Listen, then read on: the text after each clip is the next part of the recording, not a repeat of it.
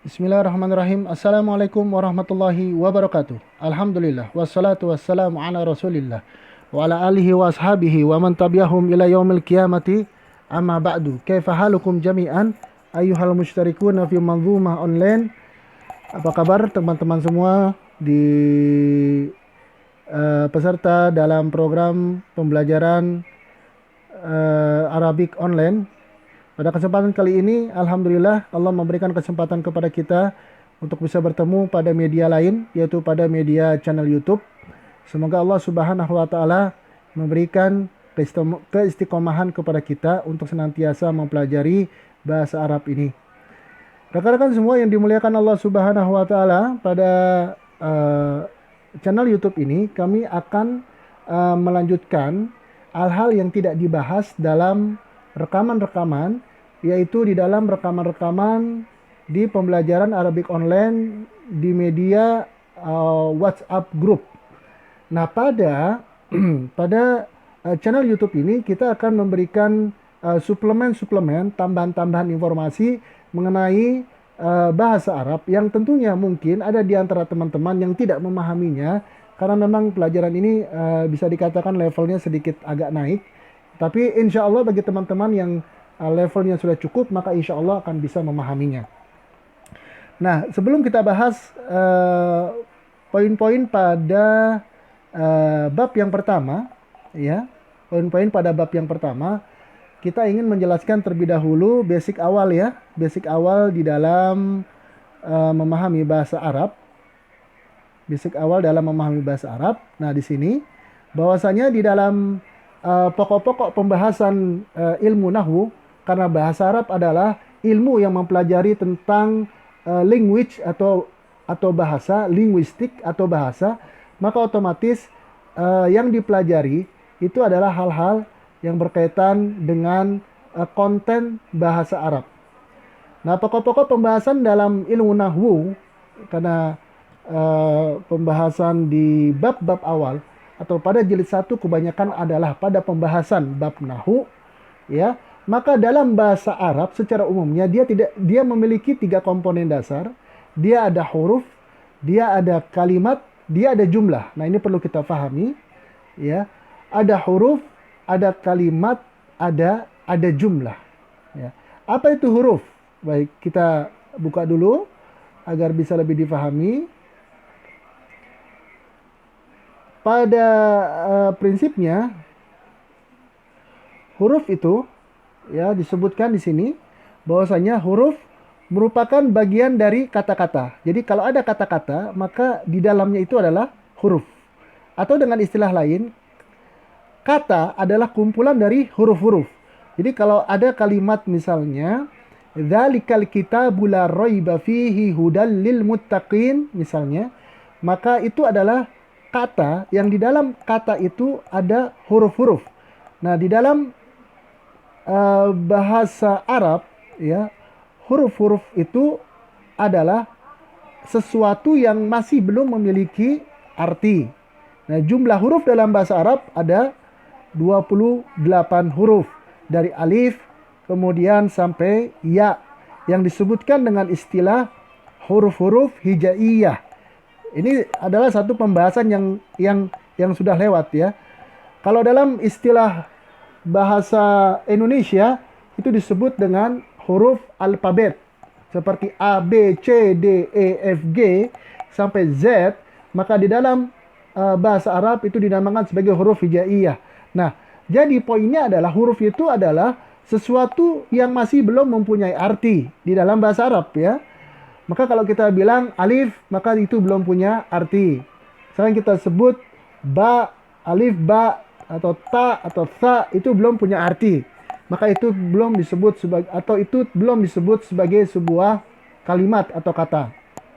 Nah, pembagian huruf itu ada 2, yang disebut sebagai harfun hijaiyun atau huruf hijai, seperti yang tadi disebutkan huruf-huruf alif sampai ya itu, atau kadang disebut huruf hijai dengan sebutan huruf mabani atau huruf-huruf yang kokoh, huruf-huruf yang terbangun seperti alif sampai ya. Kemudian ada yang disebut sebagai huruf ma'ani. Huruf ma'ani ini adalah huruf-huruf yang telah mempunyai arti. Tidak seperti huruf hijai, tapi huruf ma'ani ini sudah memiliki arti. Contohnya kalau kita sebut dengan huruf waw. Waw tidak punya arti. Tapi kalau waw dikasih harakat fathah menjadi wa, maka itu adalah huruf ma'ani, yaitu huruf yang memiliki arti. Huruf yang memiliki arti. Atau misalkan ada sebuah ungkapan au, artinya adalah atau. Ya, ini adalah huruf, tapi hurufnya adalah huruf ma'ani.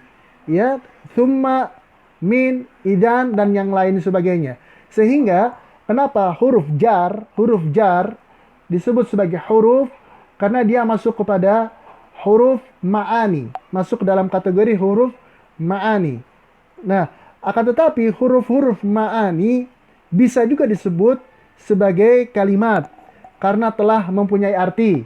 Maka karena kata-kata dari wa, au, min, fi, ila, summa, karena kata-kata ini adalah huruf-huruf ini sudah mengandung arti, maka masuk dalam kategori harful ma'ani, maka dia masuk dalam kategori kalimat. Nah, ini adalah sebuah penjelasan tentang pengertian huruf. Nah, kemudian poin yang kedua dalam pokok pembahasan bahasa Arab pada umumnya adalah berbicara tentang masalah kalimat, al-kalimatu, atau yang disebut sebagai kata. Ada juga yang disebut sebagai al-jumlatu, yaitu kalimat. Ya, jadi jangan terkecoh ya. Jadi jangan terkecoh kalau ini namanya al-kalimatu atau kata, yang ini namanya al-jumlatu atau kalimat. Nah, ini perlu difahami. Jadi jangan sampai tertukar. Jadi ketika disebut sebagai kalimah, maka dia adalah kata. Kalau disebut sebagai jumlah, dia adalah kalimat. Sedangkan dalam bahasa Indonesia, kalimat adalah kumpulan dari kata-kata. Ya, sedangkan kalau al-kalimah dalam bahasa Arab dia adalah kata. Baik. Nah, sedangkan di dalam istilah kata di sini, ya kalau kita besarkan di sini, baik. Ya, ada al-kalimah atau kata dalam bahasa Arab ini memiliki dua bagian. Ada yang disebut sebagai al-isim, ada yang disebut sebagai al-fi'il, atau kata benda atau kata kerja.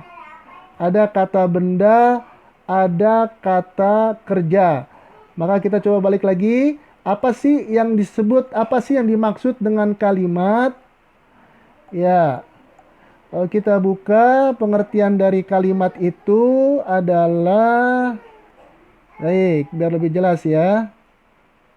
Ya, kalimat di sini, kalimat adalah lafaz yang mempunyai arti, baik satu huruf, dua huruf atau lebih. Maka setiap kata dalam bahasa Arab yang mana kata tersebut sudah memiliki arti, maka dia adalah al-kalimatu atau kata. Seperti contohnya pada kata baitun. Ya, kita buka misalkan dalam buku Arabiyah bin Namadzid. Ya, kita sebut contohnya di sini misalkan dalam poin Muhammadun. Ya, seperti poin waladun, baitun, Muhammadun, manzilun, masjidun, babun. Ini semua disebut sebagai al-kalimatu. Ya, disebut sebagai kata. Ya, atau hadza juga disebut sebagai kata. Muhammadun disebut sebagai kata. Maka di dalam kata ini hadza waladun dia punya dua kata. Hadhihi bintun dia punya unsur dari dua kata. Hadhihi satu kata, bintun satu kata. Baik. Nah, Ataupun satu huruf ya, satu huruf kalau dia mempunyai arti maka dia adalah al-kalimatu atau kata seperti wa atau min, ila dan yang lain sebagainya. Ya, itu adalah al-kalimatu. Ya, kita balik lagi di sini. Baik, ya. Kemudian di sini ada jadi yang kedua nih ada al-jumlah ya, al-jumlah. Al-jumlah itu adalah kalimat. Kalimat itu poinnya adalah yaitu susunan dari kata-kata. Susunan dari kata demi kata. Jadi kalau ada dua kata itu namanya kalimat. Kalau kata ini adalah ya kumpulan dari huruf-huruf menjadi satu kata. Seperti tadi Muhammadun dan yang lain sebagainya. Sedangkan al-jumlah itu adalah susunan dari kata-kata. Jadi kalau ada dua kata atau tiga kata, maka dia disebut sebagai al-jumlah. Baik, kita coba buka di sini al-jumlah ya. Baik, contohnya di sini ya. Nah, jumlah mufidah. Jadi ada istilah namanya jumlah mufidah, yaitu kalimat kalimat yang sempurna, kalimat yang sempurna. Jadi jumlah mufidah adalah susunan atau gabungan dari beberapa kata yang mempunyai arti sempurna. Jadi susunan dari beberapa kata yang mempunyai arti sempurna. Karena ada susunan kata yang tidak memiliki arti yang sempurna disebut sebagai syibahu jumlah. Disebut sebagai syibahu jumlah. Dia ada dua kata tetapi masih belum sempurna. Sedangkan kalau ada dua kata atau tiga kata, minimal dua kata, sudah memiliki arti yang sempurna, maka itu disebut sebagai jumlah. Sebagai jumlah mufidah, yaitu kalimat yang sempurna. Baik. Contohnya misalkan di dalam buku Al-Arabiyah bin Namadid misalnya. Ya, baik. Di sini ada kalimat, jumlah, ya. Hadza waladun, ini anak laki-laki. Hadhihi bintun, ini anak perempuan. Hadza Muhammadun, ini Muhammad. Hadza manzilun, ini rumah. Dzalika masjidun, itu masjid. Dzalika babun, itu pintu. Ini contoh adalah jumlah mufidah. Yang mana jumlah mufidah adalah kata sempurna yang memiliki dua kata atau tiga kata atau lebih daripada itu yang memiliki arti yang sempurna. Nah, maka di dalam kalau di dalam pembagiannya kita buka lagi di sini. Di dalam pembagiannya al-kalimat atau kata itu ada dua, ada al-ismu, ada al-fi'lu. Ada kata benda, ada kata kerja. Dan al-jumlah atau kalimat itu pun terbagi menjadi dua. Sama, ada jumlah ismiyah, ada jumlah fi'liyah. Ada kata benda, ada kata kerja. Nah, di dalam pembahasan kita akan membahas tentang di sini ya, mubtada dan khobar. Berbicara tentang mubtada dan khobar. Jadi dalam buku jilid yang pertama ini kita akan berbicara tentang permasalahan jumlah, yaitu kalimat yang terbentuk dari kata-kata benda. Ya, tersebut adalah dari kata-kata benda. Ya, kalimat al-ismu. Nah, apa itu kalimat? Apa itu kata benda? Apa itu kata benda? Kita buka lagi di sini. Yang dimaksud dengan kata benda. Ya. Baik, kata benda atau al-isim adalah kalimat yang mempunyai arti, kalimat dalam bahasa Indonesia ya, adalah kalimat yang mempunyai arti dan tidak disertai dengan waktu.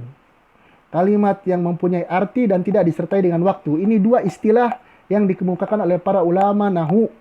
Ya, yang pertama dia punya arti dan tidak disertai dengan waktu. Seperti Muhammadun. Dalam buku ini Muhammadun, daftarun, mirsamun, Maryamu, syamsun, ustadun, qamarun, tilmidun. Jadi isim adalah lafaz yang menunjukkan kepada kata benda. Ini poinnya ya. Isim adalah lafaz yang menunjukkan kata benda, kata tempat, kata sifat, nama orang, binatang, tempat, atau yang lainnya. Jadi kata benda atau isim adalah lafaz yang menunjukkan kata benda. Benda seperti daftarun, baitun, syamsun, qamarun, kursiyun, babun, nafidatun, jidarun, dan yang lain sebagainya. Kata benda. Kemudian kata tempat, ya, atau kemudian kata sifat seseorang seperti jamilun, rohisun, kemudian misalnya mahirun, dan yang lain sebagainya. Atau nama-nama binatang seperti musun, bakarotun, dikun, dujajatun, ya, atau mungkin nama orang, ya. Nama orang sudah jelas, Fatimatu, Muhammadun, dan yang lain sebagainya, atau yang lain Kemudian adapun pada kata yang tidak disertai dengan waktu di sini adalah yaitu tidak menunjukkan waktu tertentu, baik waktu lampau, sekarang, ataupun yang akan datang. Karena di dalam bahasa Arab ada kata yang mengandung waktu yang itu terjadi pada satu keadaan jumlah atau kalimat, kata atau kalimat yang disebut sebagai jumlah fi'liyah. Seperti pada fi'il madhi, ya, kemudian pada fi'il mudhari, yang mana pembahasan ini akan kita bahas pada kesempatan yang akan datang. Oleh karena itu, poinnya yang hendak saya katakan atau yang hendak saya ucapkan pada kesempatan hari ini adalah kalimat-kalimat yang ada di dalam bab-bab pada jilid yang pertama ini lebih banyak dan lebih besar. Kita akan berbicara tentang kalimat al-isim atau kata benda, atau yang disebut sebagai jumlah ismiyah, ya. Maka teman-teman semua yang saya muliakan, ya, di dalam pembahasan PowerPoint ini, ya, seperti di sini contohnya, ya, kapan satu benda itu, ya, kapan satu kata dikatakan kata benda, ya, kapan satu kata dikatakan kata benda. Yang pertama apabila berakhiran kasroh. Jadi kalau satu kata akhirannya tidak bisa kasroh, maka itu bukan kata benda, ya. Kemudian ciri yang lain. Jadi ini bukan salah satu cirinya, bukan. Tetapi ada ciri yang lain. Yang kedua cirinya adalah selalu berakhiran dengan tanwin. Seperti contohnya di sini selalu berakhiran dengan tanwin. Ya, di sini Muhammadun, ya, manzilun, babun, faslun, maktabun, kulliyatun, saburatun, waladun, bintun, qalamun, dan yang lain sebagainya. Ini menunjukkan bahwasanya yang disebutkan tadi adalah kata benda, ya. Kemudian diawali dengan alif lam. Ciri dari kata benda adalah selalu diawali dengan alif lam. Maaf ya, bukan selalu diawali, tetapi bisa diawali dengan alif lam. Jadi kalau ada kata benda yang mana kata tersebut diawali dengan alif lam, baik alif lam itu qamariyah atau alif lam itu adalah syamsiyah, maka kata tersebut, ya, maka kata tersebut adalah kata al-ism atau kata benda. Kalau kata tersebut ada alif lam. Contohnya dalam Al-Qur'an surat Al-Baqarah ayat yang kedua, Allah Ta'ala berfirman, "Dzalikal kitabu la raiba fi." Dzalikal kitabu. Al-kitabu itu adalah al-kalimah al-ismi. Al-kalimatu al-ismu, yaitu kata benda. Kemudian ciri-ciri yang lainnya adalah diawali dengan huruf jar. Artinya kata benda ini bisa didahului oleh huruf jar. Diawali huruf jar. Huruf jar itu ada beberapa, nanti kita akan jelaskan lebih rinci lagi pada rekaman selanjutnya. Seperti contohnya min, ila, fi, ala. Contohnya. Maka setiap kata yang diawali dengan huruf jar, maka kata tersebut adalah kata benda. Al-kalimah al-isim, yaitu kata benda. Karena fi'il tidak bisa didahului oleh huruf jar. Kemudian yang selanjutnya adalah kapan kita tahu kata tersebut adalah kata benda, yaitu ketika menunjukkan nama orang, ya, menunjukkan nama orang seperti nama Ahmad, Muhammad, Fatimah, Azam, Syamsun, dan yang lain sebagainya. Setiap nama orang maka dia adalah kata benda. Dan 4 kriteria ini tidak harus terkumpul seluruhnya pada satu kata, tidak. Tapi kalau salah satunya ada, maka dia adalah kata benda. Jadi kalau misalkan ada misalnya satu kata, Alkitabu, kan katanya harus tanwin. Ya, kan ada alif lamnya. Karena ada alif lamnya, kata tersebut menjadi kata benda. Nah, kemudian teman-teman semua, pada bab yang pertama ini juga kita akan banyak berbicara tentang jumlah ismiyah, ya, atau kalimat yang tersusun dari kata benda. Jumlah ismiyah adalah kalimat yang tersusun dari kata-kata benda, ya. Seperti contohnya pada kata hadza Muhammadun, hadza manzilun, dzalika masjidun, dzalika babun. Contohnya kita di bawah lagi. Hadza Muhammadun, hadhihi Fatimatu, hadza waladun, hadhihi bintun, hadza manzilun, hadhihi madrasatun, hadza Muhammad, hadza masjidun, hadhihi jami'atun, hadza babun, hadhihi nafidatun. Ini semua adalah jumlah ismiyah. Kita ulangi, jumlah ismiyah.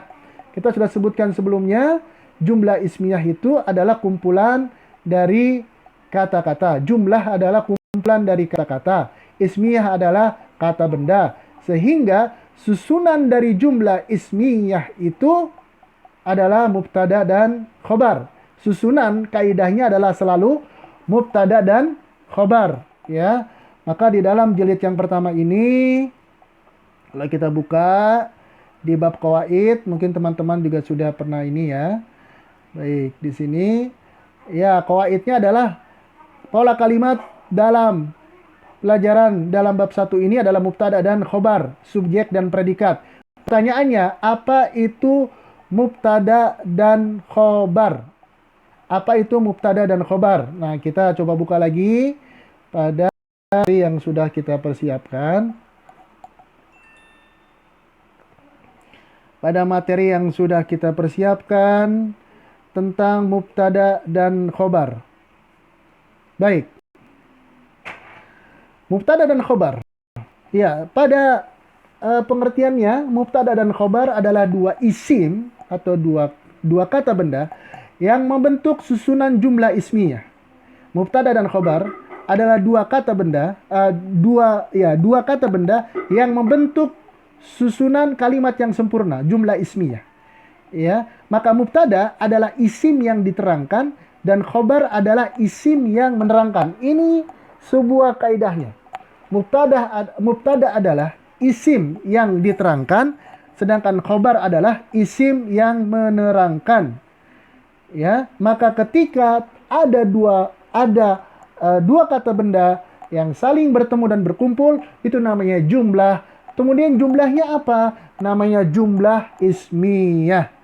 Ya, contoh-contohnya ada di dalam buku Al-Arabiyah bin Namadzid yang sudah kita jelaskan pada kesempatan. Ya, contohnya di sini pada kata dzalika masjidun, dzalika babun, dzalika maktabun, dzalika Muhammadun, dzalika talibun, dan yang lain sebagainya. Wa ghairu dzalik. Kemudian seperti tilka jamiatun, tilka nafidatun, tilka kulliyatun, ini pun adalah mubtada dan khobar. Ada yang menerangkan dan ada yang diterangkan. Jadi fungsi dari mubtada tadi, ya, mubtada adalah dua isim yang membentuk susunan jumlah ismiyah, ya, yaitu kalimat yang sempurna. Sedangkan mubtada adalah mubtada adalah isim yang diterangkan, sedangkan khobar adalah isim yang menerangkan. Contohnya di sini adalah al-ilmu nafi, al-ustadzu maridun, aliyun ghaniyun, anta mujtahidun. Nah, Oleh karena itu, mubtada dan khobar, ketika bicara tentang mubtada dan khobar, ya, bagaimana ciri dari mubtada dan khobar? Mubtada dan khobar dia harus selalu marfu, susunannya selalu dimulai dengan isim, susunannya selalu dimulai dengan isim, dan susunan antara mubtada dan khobar harus saling sesuai. Ya, contohnya kalau yang disebut dengan jumlah ismiyah, yang disebut dengan jumlah ismiyah adalah dia harus selalu marfu. Contohnya al ilmu nafiun, al ilmu nafiun, ya, aliyun dzakiyun, dan yang lain sebagainya. Kemudian susunan selalu dimulai dengan isim, jadi memang harus isim. Misalkan contohnya aliyun yajri ilal maktabah, aliyun yajri ilal maktabah, Ali berjalan menuju ke perpustakaan. Maka karena diawali oleh isim, maka kata tersebut menjadi kata benda. Kemudian susunan antara mubtada dan khobar itu harus sesuai. Ya, contohnya di sini di dalam buku ini dijelaskan, ya.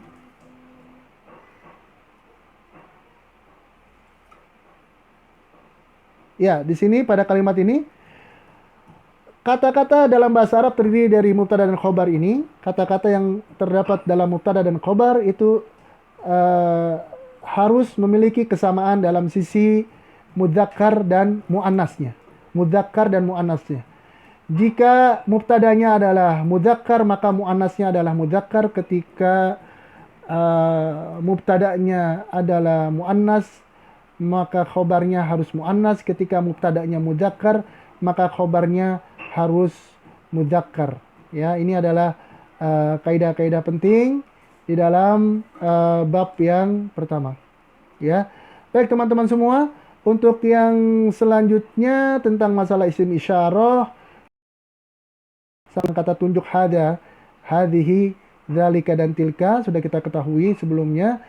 Baik, ini mungkin tambahan yang bisa saya sampaikan pada kesempatan pertemuan kali ini. Semoga bermanfaat. Alafu minkum. Subhanakallahumma wa bihamdika asyhadu an la ilaha illa anta astaghfiruka wa atubu ilaik. Wassalamualaikum warahmatullahi wabarakatuh.